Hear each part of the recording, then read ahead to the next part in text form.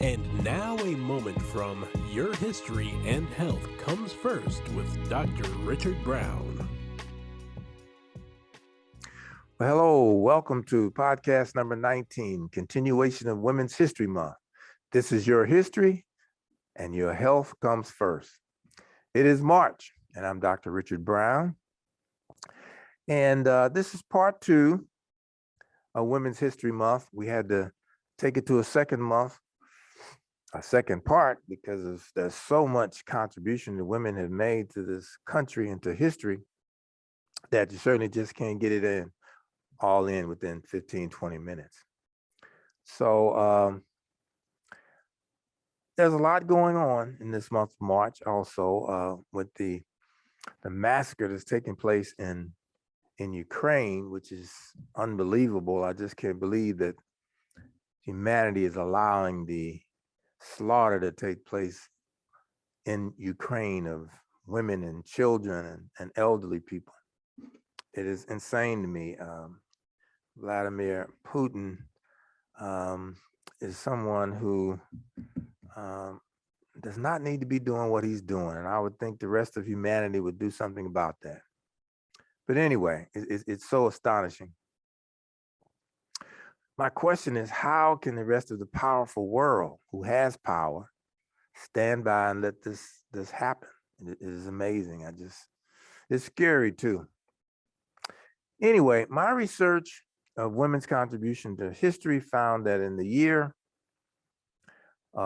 this year, it was determined by a couple of authors that there were about 10 most important Black women in U.S. history.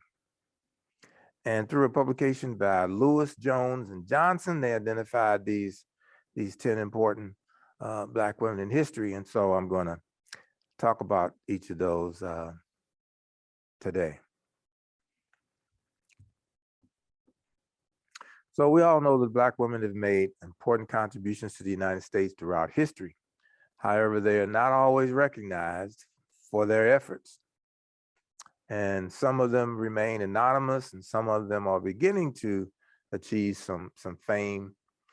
But in the face of gender and racial bias, Black women have broken barriers, challenged the status quo, and fought for equal rights for all. The accomplishments of Black female historical figures in politics, science, the arts, and more continue to impact our society. So again, this list by Lewis, Jones, and Johnson is far from being exhaustive, but here it is. I'm going to start with Marion Anderson, born February 27th, 1897 to 1993. She was a contralto, not a alto, not a bass, but a contralto. And she's considered one of the most important singers in the 20th century. Known for her impressive 3-octave vocal range, she performed widely in the United States and Europe beginning in the 1920s. She was invited to perform in the White House for President Franklin Roosevelt and First Lady Eleanor Roosevelt in 1936. And she was the first African-American so honored. 3 years later, after the Daughters of the American Revolution refused to allow Anderson to sing at a Washington, D.C. gathering, the Roosevelts invited her to perform on the steps of the Lincoln Memorial. So Anderson continued to sing professionally until the 1960s, when she became involved in politics and civil rights issues. Among her famous honors, Anderson received the Presidential Medal of Freedom in 1963 and a Grammy Lifetime Achievement Award in 1991. Number 2, Mary Lecloud Bethune, July 10th, 1875 through May 18th, 1955. So Mary Lecloud Bethune was an African-American educator and civil rights leader, best known for her work co-founding the Bethune-Cookman University in Florida. Born as a sharecropper in South Carolina, the young Bethune had a zest for learning from the earliest days. After stints teaching in Georgia, she and her husband moved to Florida and eventually settled in Jacksonville. There, she founded the Daytona Normal and Industrial Institute in 1904. And this was to provide education for Black girls. It merged with the Cookman Institute for Men in 1993, and Bethune served as president for the next 2 decades. She was a passionate philanthropist, and she led civil rights organizations and advised Presidents Calvin Coolidge, Herbert Hoover, and Franklin Roosevelt on African American issues. In addition, President Harry Truman invited her to attend the Foundation Convention of the United Nations, and she was the only African American delegate to attend. Number 3, Shirley Chisholm, November 30th, 1924 to January 1st, 2005. She's best known for her 1972 bid to win the Democratic presidential nomination. She was the first Black woman to make this attempt in a major political party. However, as you may know, she had been given an active role in the state and national politics for more than a decade, and had represented parts of Brooklyn and New York State in 1965 through 1968. She became the first Black woman to serve in Congress in 1968. And during her tenure, she co-founded the Congressional Black Caucus. I certainly never knew that, but she was one of the co-founders. She left Washington in 1983 and devoted the rest of her life to civil rights and women's issues. Number 4, Althea Gibson, born August 25th, 1927, died September 28th, 2003. She started playing tennis as a child in New York City, winning her first tennis tournament at age 15. She dominated the American Tennis Association circuit, reserved for Black players, for more than a decade. Now, most of you listening and viewing this probably only know about the Venus sisters, but there was Althea Gibson before they came along. In 1950, Gibson broke the tennis color barrier at Forest Hills Country Club. This was the site of the US Open. The following year, she became the first African American to play at Wimbledon in Great Britain. Gibson continued to excel at the sport, winning both amateur and professional titles through the early 1960s. Number 5 is Dorothy Height. Dorothy Height, born March 24th, 1912, died April 20th, 2010. She's been described as the grandmother of the women's movement because of her work for gender equality. For 4 decades, she led the National Council of Negro Women and was a leading figure in the 1963 March on Washington. We thought it was all about and just about Martin Luther King and a few others, but Dorothy Height was there, and she was one of the persons that helped to lead that march. She began her career as an educator in New York City, where her work caught the attention of Eleanor Roosevelt. So beginning in 1957, she led the NCNW as also advised the Young Women's Christian Association, the YMCA. She received the Presidential Medal of Freedom in 1994. Number 6, someone who you probably are most familiar with, Rosa Parks, born February 4th, 1913, died October 24th, 2005. She became active in the Alabama civil rights movement after she married an activist by the name of Raymond Parks in 1932. She joined the Montgomery, Alabama chapter of the National Association for the Advancement of Colored People in 1943. And she was involved in much of the planning that went into the famous boycott that began the following decade. She's best known for her December 1st, 1955 arrest for refusing to give up her bus seat to a white rider. That incident sparked the 381-day Montgomery bus boycott, which eventually actually desegregated that city's public transit. Parks and her family moved to Detroit in 1957, and she remained active in civil rights until her death. Number 7, Augusta Savage, born February 29, 1893, died March 26, 1962. She displayed an artistic aptitude for her during her youngest days, and she was encouraged to develop her talent. She enrolled in the New York City's Cooper Union, which is a place where you study art, and she earned her first commission, a sculpture of the civil rights leader W.E. Du Bois from the New York Library System in 1921. And she had several commissions after that. Despite her meager resources, she continued to work through the Great Depression. She made lots of sculptures. She sculpted folk like Frederick Douglass and W.C. Handy. Her best work that she was known for was called The Harp, and it was featured at the 1939 World's Fair in New York. But unfortunately, it was destroyed after the fair ended. Number 7, enslaved from birth in Maryland, Harriet Tubman, 1822 to March 20th, 1913. Now, we know a lot about Harriet Tubman now because there's been a movie made about her.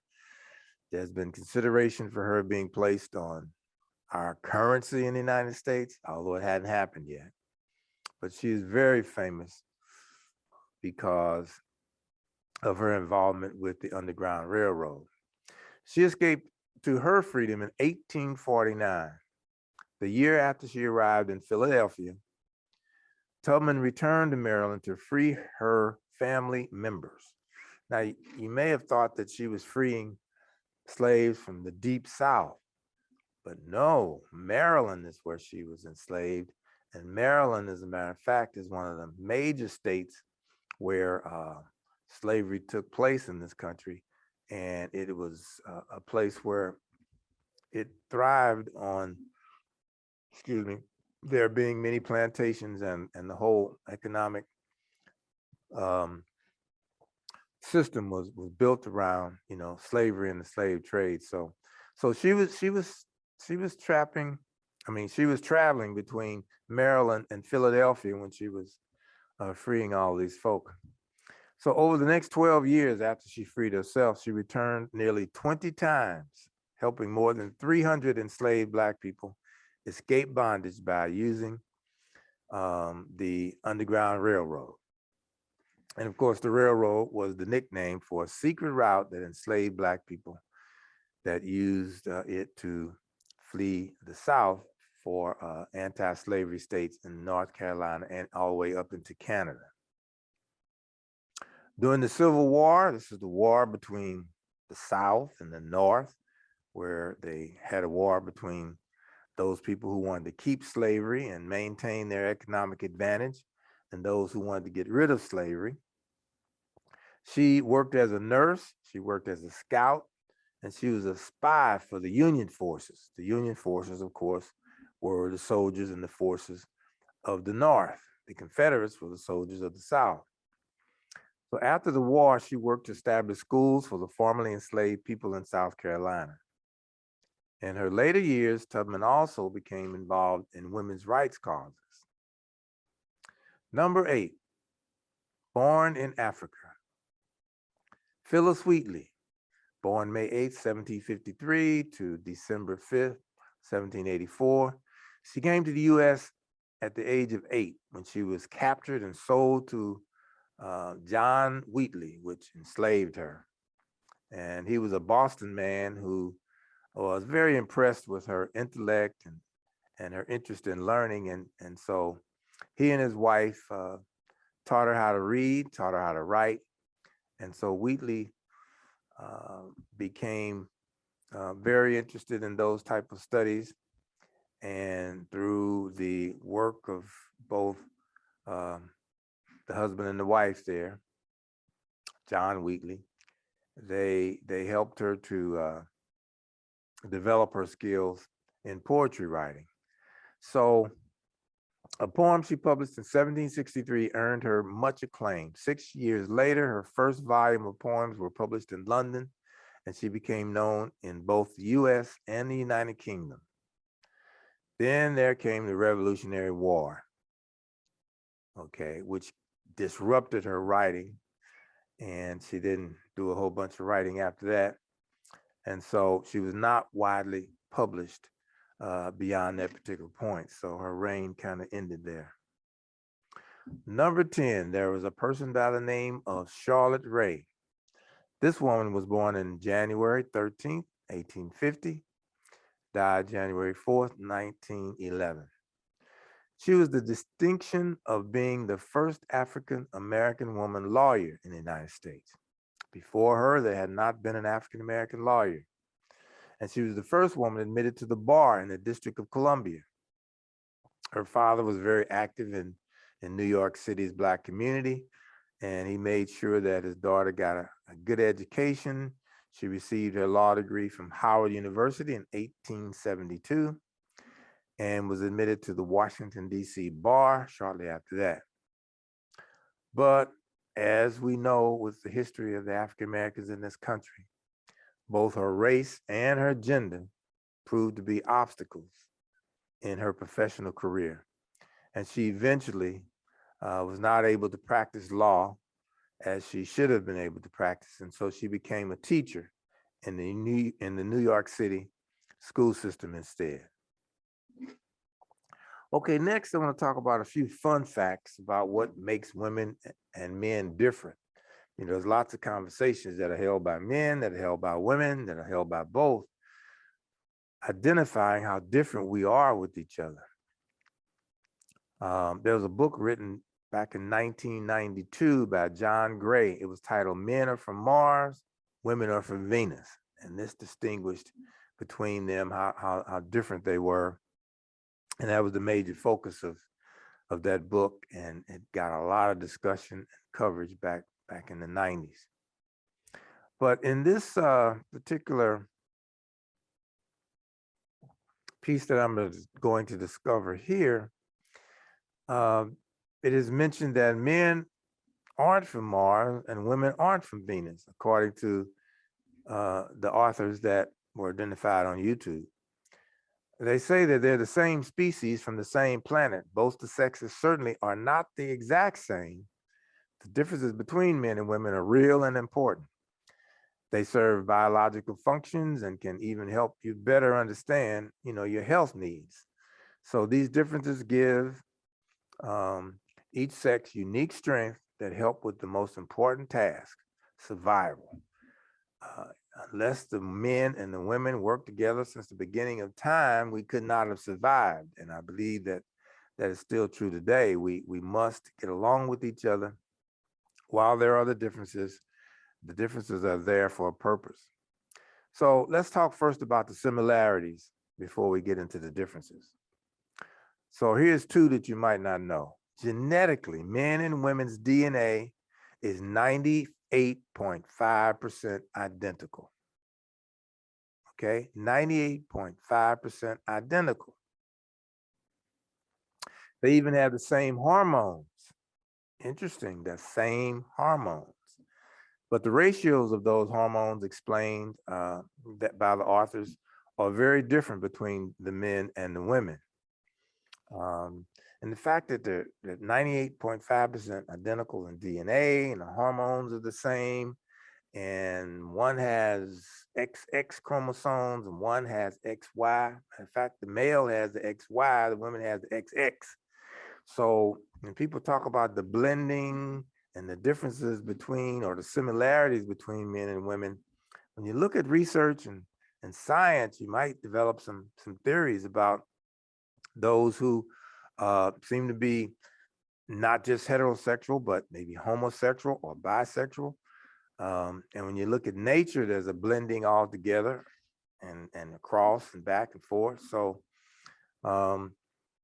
there's always some truth in science, and it should be studied, I believe, in order to try and understand what's going on rather than to try and have a narrow vision of what's going on and dictating to people how they should live and love and work and enjoy themselves while they have a short period of time on this earth. So now let's dive into the 25 fun facts about men and women. So there's both physiological and biological and nutritional differences between men and women. So men typically have thicker skin by about 25%. Okay, they also have higher densities of the protein collagen.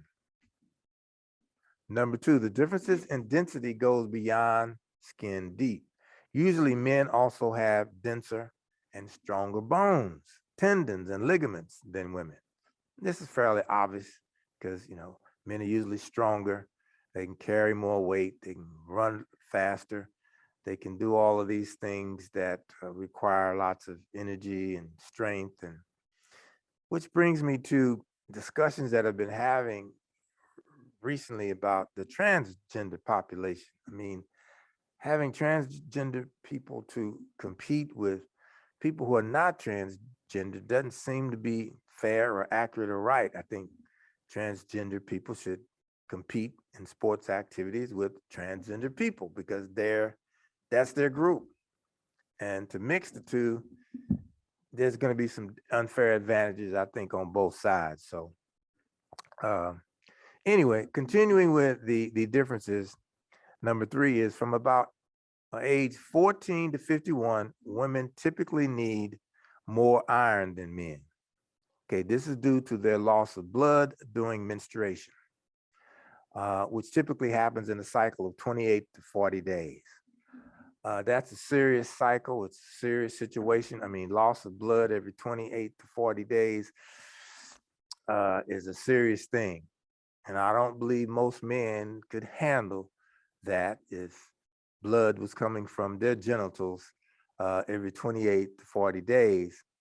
I just don't know what the world would look like. And of course, men don't deal with that. They don't even think about that, but it's there and it is a difference. And we men may need to start thinking about that. I do know from other science that there's a chemical imbalance that takes place each month in the brains of women, which is different from men, and it caused them to have some certain reactions. And when those chemical imbalances take place, it can create some problems for men and women. And I've seen it. I had to talk to my sons about that on occasion because they didn't understand PMS or any of that kind of thing. And I had to explain that on occasion because one of my youngest sons, I mean, he almost got beat up one night. He didn't understand it. And so he got put out of the house. When I came home, he was sitting on the sidewalk. And he said, "Dad, I didn't do anything. All I did was, mom was telling me to do something and I didn't want to do it. And then she tried to hit me with the broom and I grabbed the broom so she wouldn't hit me. And then next thing I know, I just got put out." So at that point, we got in the car, we went around the block. I said, "Well, let me explain something to you about PMS, something you don't know about." I didn't know about it until a long time after adult, but things that happen. And so we have to watch for it, be careful. When it takes place, we just need to govern ourselves accordingly so that we won't get beat up or get put out. So anyway, something else that's different with men and women. On average, men typically have more muscle mass than women, okay? And those skeletal muscles are faster and more powerful for men. But women's muscles more readily resist fatigue and are faster to recover, according to the science. Something else that I've never noticed, and I've been looking for it since I did this research, the second longest finger on women next to their thumb is the index finger. It's this finger. So this finger is the second longest finger for women, But on men, this finger next to the baby finger is the second longest finger. I never knew that. It's interesting, but I've seen it. So the ring finger is the one that's usually um, um, is the longest on men. Anyway, folate is an essential vitamin. So men and women both need folate, but it's especially crucial for women of childbearing age. And if they become pregnant, women need enough folate to support the neural development of their babies. Number 7, there are differences in the way male and female brains are structured, how they process information and interact with chemical signals. Some examples: men have more information containing gray matter, but women have more white matter, which connects different parts of the brain. Also, women have bigger memory centers than men. A woman's circadian rhythm is more likely to be short of 24-hour period. They're often 6 minutes short of a full day. Men are more likely to be night owls, but women function better during periods of sleep deprivation. Okay, during exercise, women's primary fuel is fat. For men, their fuel is carbohydrates. So there's an average of about 15 to 70 nanograms per deciliter of testosterone for females, but an average male's testosterone is 270 to 1070 deciliters. So every year after the age of 30, men's testosterone levels drop about 1%. That doesn't happen for women, but women do see their estrogen levels fall off after menopause. So men have pronounced Adam's apple. That's because they have larger voice boxes and they make sounding, when they make sounding, cartilage sticks out more and it becomes more protrusive. Both sexes hit peak bone mass about age 30. At 40, men and women start losing bone. Menopause accelerates bone loss in women. So women 51 to 70 need 200 milligrams of calcium more than men the same age. That's about 1,200 milligrams per day for women and about 1,000 per men. So women typically carry most of their body fat in their hips. We know that. And in their thighs. Men carry their body weight mostly in their stomachs. When they're trying to lose weight, that's where they're trying to lose it from. And the differences between men and women's size, muscles, mass, and calories means that men typically require diets higher in protein. So one study found that men have lower resting heart rates than women, but women have lower peak heart rates. Men's heart rates typically rise faster during exercise and slower afterwards. Men normally have more red blood cells than women. Women typically have a lower blood pressure than men. Men are less likely to seek medical checkups than women. I think most men know that, and women too. We're about to die before we go get some medical help. I don't know why that is, but that's the way it is, and that's a true statement. Know that for a fact. Zinc.